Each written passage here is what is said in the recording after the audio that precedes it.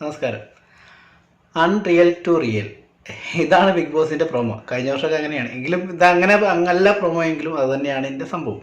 നമ്മൾ എത്രയൊക്കെ മറച്ചു വെച്ചാലും നമ്മുടെ ഉള്ളിലുള്ള ക്യാരക്ടർ ഈ ദിവസം കൊണ്ട്, ഈ 90 ദിവസം കൊണ്ട് എക്സ്പോസ്ഡ് ആവും, അല്ലെങ്കിൽ അതിനുള്ളിൽ എക്സ്പോസ്ഡ് ആവും. അങ്ങനെയാണ്ടിരിക്കാൻ, അത്രയും പിടിച്ചു നിൽക്കാൻ അവർക്ക് സാധിക്കില്ല.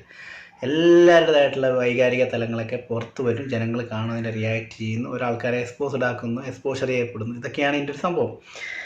രതീഷ് ഓൾറെഡി പ്രോഗ്രാമിലൊക്കെ ഇങ്ങനെ അടിച്ച് പൊളിച്ച് നിൽക്കുന്ന ഒരാളാണ്. അപ്പോൾ രതീഷ് ഇവിടെ എനിക്ക് തോന്നുന്നു രതീഷ് റിയൽ അല്ലാണ്ട് കുറച്ച് ഓവർ ആക്ട് ചെയ്യുന്നുണ്ടോ, അത് ഇങ്ങനെ കാണിച്ചാലേ ഇതിൽ സംഭവം ഉണ്ടാവുമെന്ന് എനിക്കറിയില്ല. അങ്ങനെ വിചാരിച്ചിട്ടാണ് രതീഷ് കുറച്ച് ഓവർ ആക്ടിങ് പോലെയുണ്ട്. കാര്യം ഇന്നിപ്പോൾ ബിഗ് ബോസിൽ നിന്ന് കിറ്റ് എന്ന് പറഞ്ഞു പോയ ആൾ പെട്ടെന്ന് ആരും മൈൻഡ് ചെയ്യുന്നില്ല, അല്ലെങ്കിൽ മീറ്റിംഗ് റൂമിലേക്ക് വിളിക്കുന്നില്ല എന്ന് മനസ്സിലായപ്പോൾ തനിയെ പോയി അതിനകത്ത് കയറിയിട്ടുണ്ട്. എന്തിനാണ് ആ ചേരെ ചുമ്മാ ഓവർ ആക്ട് ചെയ്ത് ഉള്ള വിലയെ കൂടി കളയണത്?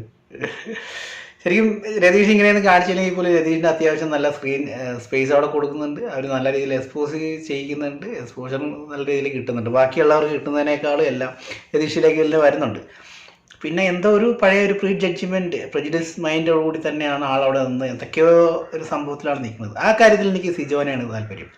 സിജോ വളരെ വ്യക്തമായിട്ട് ഇത് എന്താണെന്ന് മനസ്സിലാക്കിയിട്ട് തന്നെയാണ് ബിഗ് ബോസിൽ വന്നിരിക്കുന്നത്. അങ്ങനെ ആവശ്യമില്ലാണ്ട് ഒരു എവിടെയും കയറി റിയാക്ട് ചെയ്യുന്നില്ല. കറക്റ്റ് ടൈമിൽ സിജോ ഇപ്പോൾ അതിൻ്റെ ഒരു പ്ലാനിങ് സ്റ്റേജിലാണ്. എങ്ങനെയൊക്കെയാണെന്ന് മൊത്തത്തിൽ ഇതിനെ ഒബ്സർവ് ചെയ്യുവാണ്. ഇതിന് ശേഷമായിരിക്കും സിജോൻ്റെ ഗെയിം വരുന്നത്. എനിക്ക് ഐ എക്സ്പെക്ട് സിജോസ് ബ്രില്യൻ്റ് ആയിട്ടുള്ള കുറേ പ്ലാനിങ്ങുകൾ നമുക്ക് കാണാൻ സാധിക്കും എന്ന് ഞാൻ വിശ്വസിക്കുന്നു.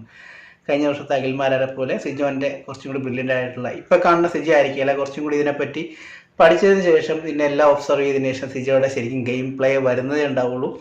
I M mostly awaiting for that. Okay.